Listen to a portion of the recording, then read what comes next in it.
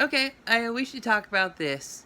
Last week, I was at a farmer's market or a market, and the guy next to me was talking about how he bought all of his tools to do what he's doing when he was working a regular job, that he would not be able to afford the tools that he has work doing what he does, like being a vendor at these events.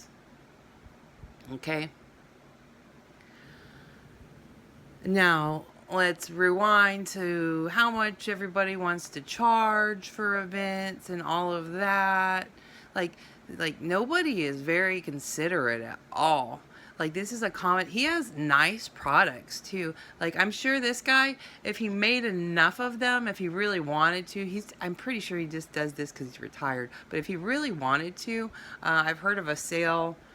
Um, with his kind of products he could take and sell them for buku money. But somebody told me about this sale that I think it's like this mass expo thing. It's very expensive for vendors, but this one is actually worth it if you can get enough product. See, that's the problem. You have to have enough money to get enough product and all that, right? And have an expensive item in the first place. Because this person was selling handmade rocking chairs or something like that. And they took this to the sale and they like basically blew up overnight because they had enough product and then they had the you know an expensive product, a product that they could charge lots of money for, right? And then had lots of inventory for it, or lots of ways to make more, and put lots of ways to get orders in and all that. Okay, not like an $8 jar of pickles or a $7 jar of jelly. So, yeah, it would be really nice though if like that was communicated more to the people who run the events, that these people that are running these tables most of the time are making less than somebody working a job, a lot less. But like some of these people that are charging for events act like they are making money hand over fist, or does act like it doesn't matter if you make money at our event or not, we're gonna charge you anyway. And like I don't even think that they have a fee for anything at the square. That's what that one's really not that. $20 isn't really that much if you had customers, but they don't. But I don't even think that there's even like a fee for using the square or anything like that. So like, it's ridiculous. There's not a bathroom. Like it's just crazy. Anyways, but like other people, like $50 for an event would be decent if you were making $500, right? It would be decent even if you're making $400.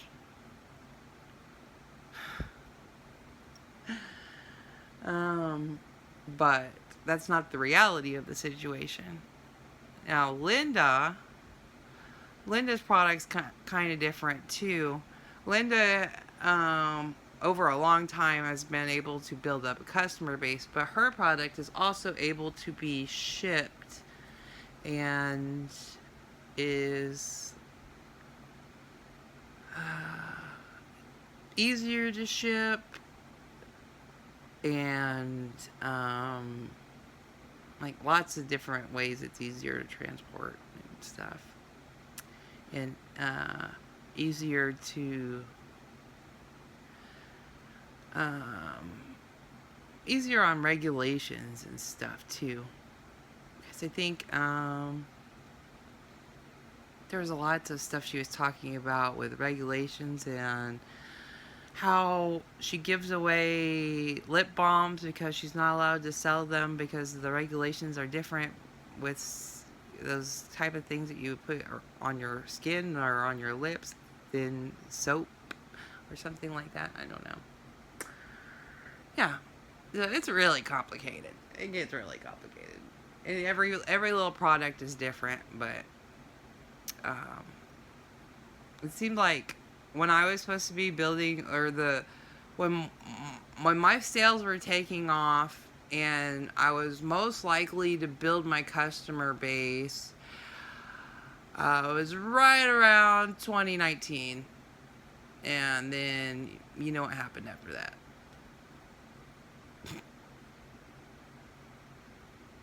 Yeah, pretty much.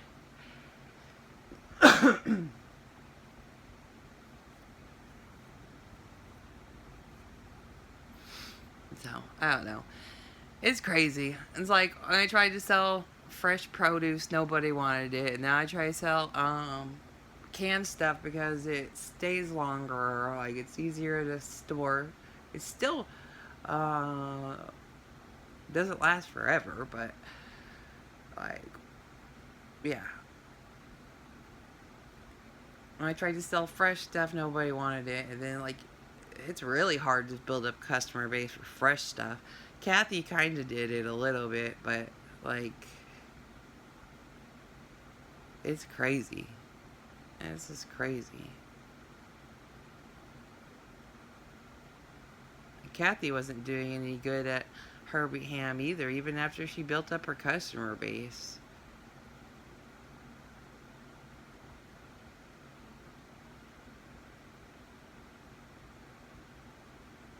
See, they weren't even charging for that event. It still wasn't worth it. Because, I don't know. I don't think they were advertising good enough for that event either. Because, like, people would be always asking when the farmer's market was, and we would tell them, and then they wouldn't show up. But, like, if it was, like, more out there and in their face and repeated, then they might understand where it is and when it is. You know? I don't know. It's a mess here.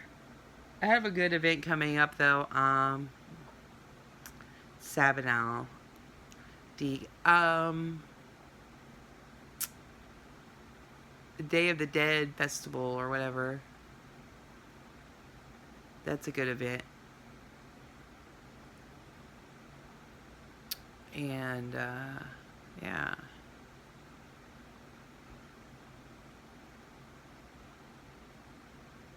It's just crazy that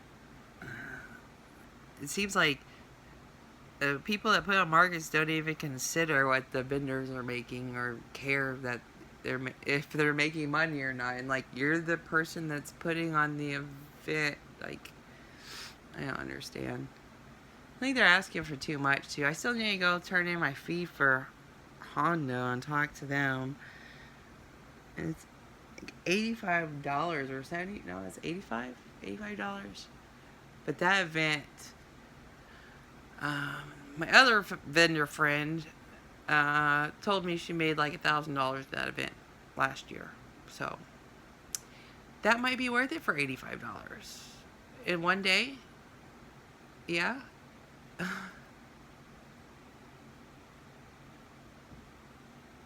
This is like, my stuff is harder too at events because it's hard to carry around. I don't want to charge too much for it, and it's hard to carry around.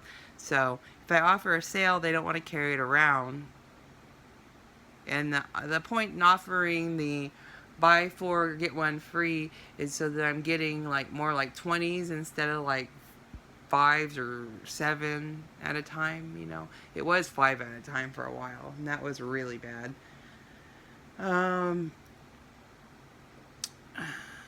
Yeah. But yeah, the guy was talking about how he couldn't afford the tools if he was doing, if he had been doing what he has been doing now, he wouldn't have been able to afford his tools and all this stuff. But yeah, he does some kind of woodworking, and he had some nice stuff. And if you have lots of that stuff and start charging more for it, you can make a buku's amount. But like I said, the guy is like retired or something and is doing it for just like, you know, hobby and like a little bit of extra income. So it all depends on what your purpose is for things too. a lot of my purpose in doing what I'm doing is to work around my disabilities and I guess it works for that. Nice, and to do what I need to do, basically.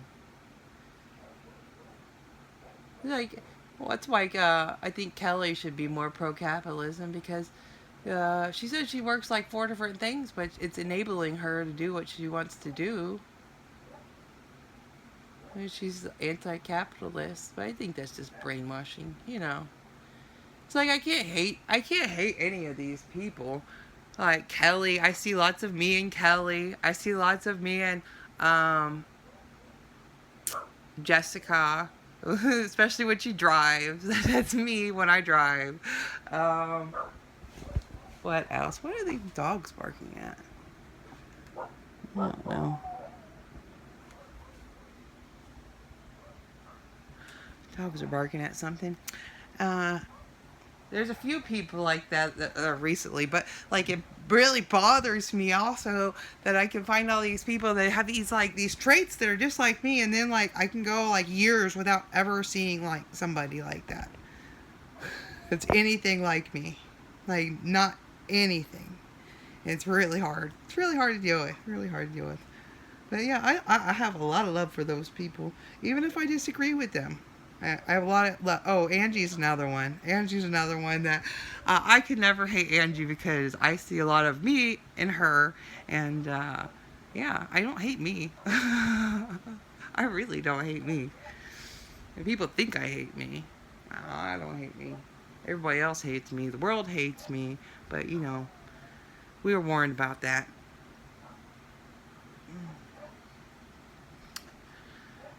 There was one more person or two more people. I don't remember. I was thinking about that a lot lately, though. It brings me great joy when I can see little pieces of me and other people. And it makes me feel a lot less alone.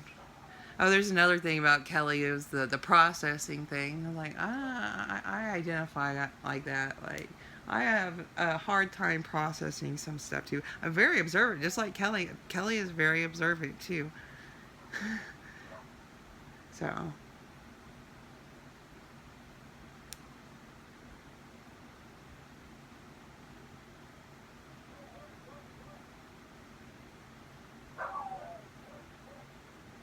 dogs are still barking at something. I should probably go see what it is.